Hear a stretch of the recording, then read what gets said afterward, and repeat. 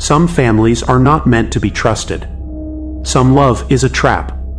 And some siblings share something far worse than blood. This is a testimony, a warning, from a place where the mountains hold secrets and the trees have long memories. My name is not important anymore, but you can call me Ryan. And this is why I no longer trust my own reflection.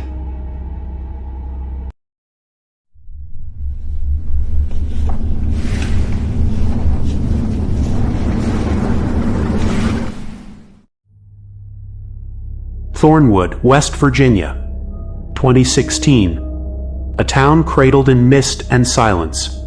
My father was a miner, a man of simple faith and hard hands. We had 6 acres of woodland behind our house. He called it the family's breath. The corruption didn't begin with a ghost. It began with a wedding. My sister Chloe fell for a man named Tyler Dawson. You know the type. The kind where whispers follow his family like a bad smell. Lost deeds. Sudden fires. My father saw it immediately. He told me, his eyes are like still water, son. Nothing good lives in water that doesn't move, but Chloe was in love. Or possessed by the idea of it. When Dad opposed the marriage, she vanished for 3 days. Came back wearing a tarnished silver ring. Claimed they were wed by a preacher nobody knew. To save face, my father did what men here have always done. He negotiated. In the Dawsons' dark paneled parlor, they didn't ask for money. They asked for land. 3 acres. The parcel with the old family spring. My father signed. He said, better to lose land than a daughter's soul. He was wrong. On both counts. The demands never stopped. A new roof for their barn. The loan of Dad's prize truck. Medical bills. Each request was a rope, and my father was letting them tie the noose. All for Chloe. I was 17. I saw him hollowing out. I heard the smugness in Tyler's voice. I started speaking up, arguing. I called Tyler a leech. I called my sister a fool. The bond between us, once strong as mountain rock, crumbled to dust. Then they turned the town against me. Whispers, Ryan's on the oxy. Ryan's stealing from his family. He's the reason they're broke. Tyler had cousins in the sheriff's office. The lies took root. The night it all broke, we had a final thunderous fight. Tyler suggested my college fund, the money Dad scraped together for years, should go to their future instead. I saw red. I screamed things that can never be taken back. I called my sister a traitor. I called her husband a demon in worn-out boots. I stormed out. Drank myself stupid. Came home past midnight, storming with shame. My mother, her face etched with the grief I'd put there, offered me food. I snarled, "Why don't you go feed your precious son-in-law?" I locked myself in my room. The rage turned inward. A black vortex. In a moment of pure despair, I saw my belt. The idea wasn't a thought. It was a cold, clear command. I stood on my bed, looped the leather around the fan mount, put my neck in the noose, and I kicked the chair away. The world compressed to a roaring pressure, a terrible ringing. Then the door crashed open. My father's face, pure horror, filled my darkening vision. He grabbed my legs, lifting me. I heard my mother sob, a ragged animal sound. My little sister screaming. The leather bit, then went slack as his pocket knife sawed through it. I crashed to the floor, gasping. They laid me on the bed. My mother pressed a crucifix to my chest.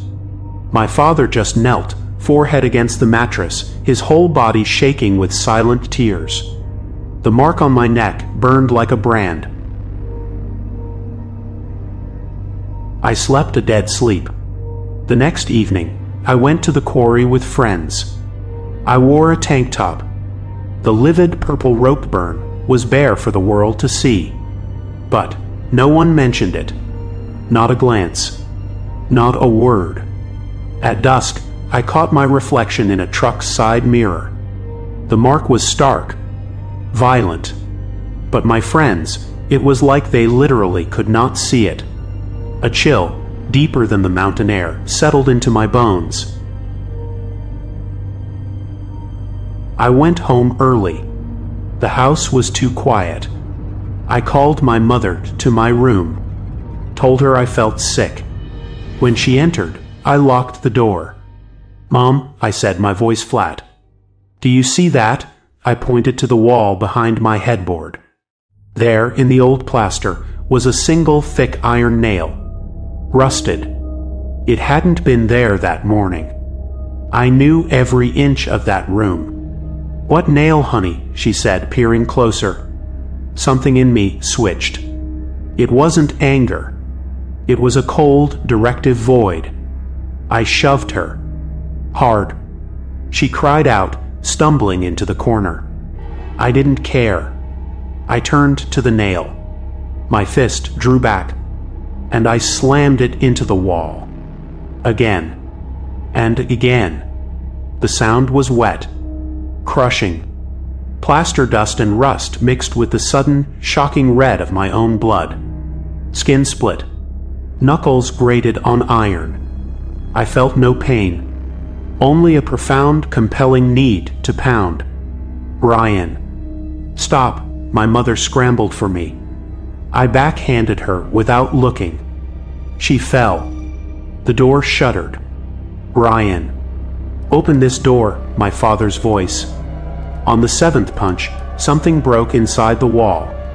Not the nail. Something behind it. A sigh, like released breath from a long-sealed tomb, whispered from the hole.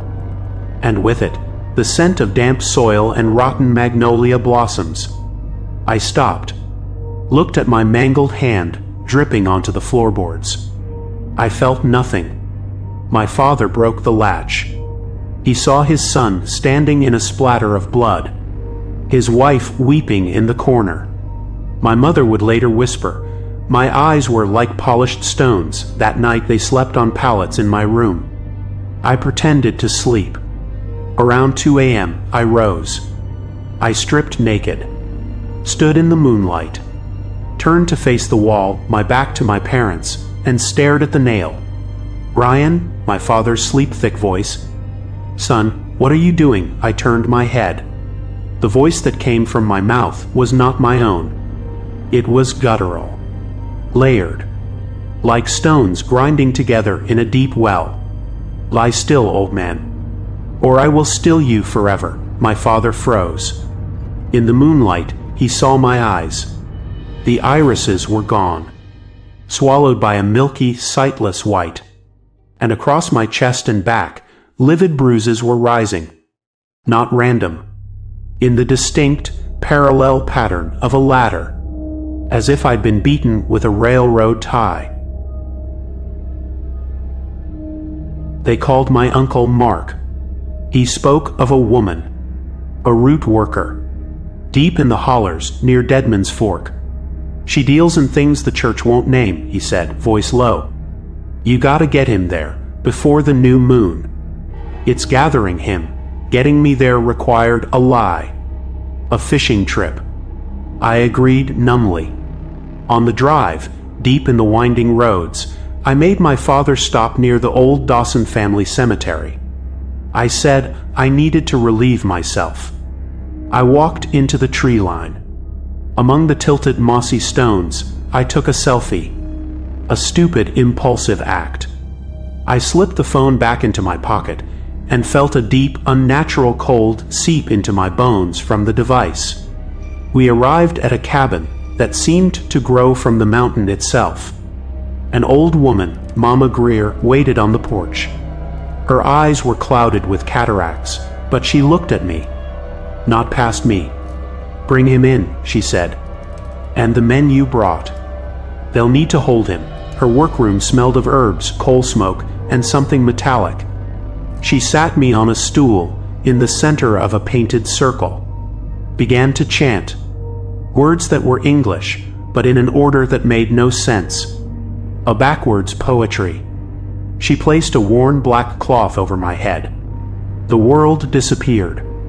I was a passenger in a dark room inside myself. From the outside, they told me what happened. Mama Greer's chanting grew urgent. My body began to tremble. Then my face changed. The right side of my features slackened, softened into a cruel mockery of my sister Chloe's pleading expression. The left side drew tight, sharp, masculine, the corner of the lip pulling up in Tyler's known sneer. Two entities, sharing my flesh. Mama Greer's voice became a whip crack. "Who dwells here? Name yourselves." My mouth moved, but with Chloe's cadence. "I am of his blood, the firstborn. The wealth is mine. He is in the way." Then Tyler's tone, coarse and smug, overlapped it. "The land is mine. The name is mine. The boy is a door. We opened him. My father wept." "Chloe? My Chloe did this?" The Tyler voice laughed. A dry rustle. The nail in the wall, her hair and his breath wrapped round it. "A little gift from your daughter's new family. A key to the boy's soul." Mama Greer demanded more. She learned of the selfie. She took my phone, looked at the picture from the cemetery. In it, my eyes were not white. They reflected the tombstones. And behind me, between the stones, two faint smiling shapes stood. A woman in a familiar dress. A tall man with hollow eyes. They had been invited in. What followed was an exorcism, not of holy water, but of harsher elements. Smoke that stung the spirit. Salt that burned the possessing presence. Chants that sounded like curses. Mama Greer produced the nail from my wall, now wrapped in my own blood-crusted hair.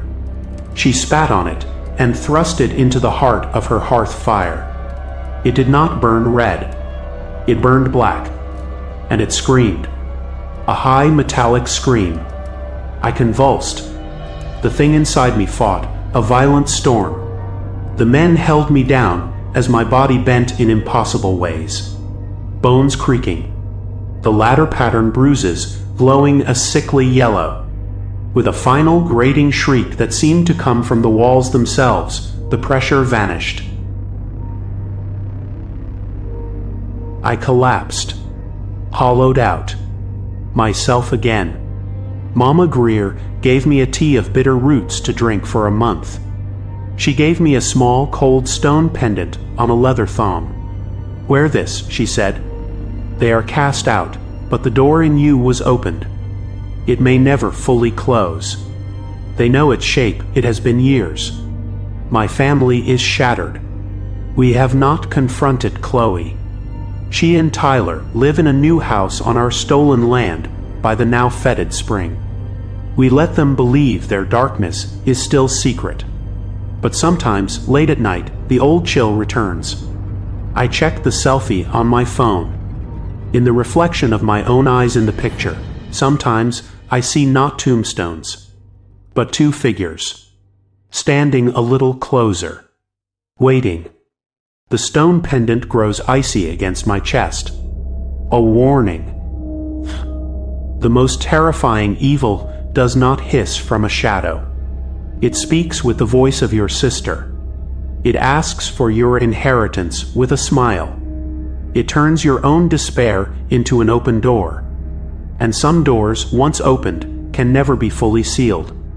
You just learn to live with the draft.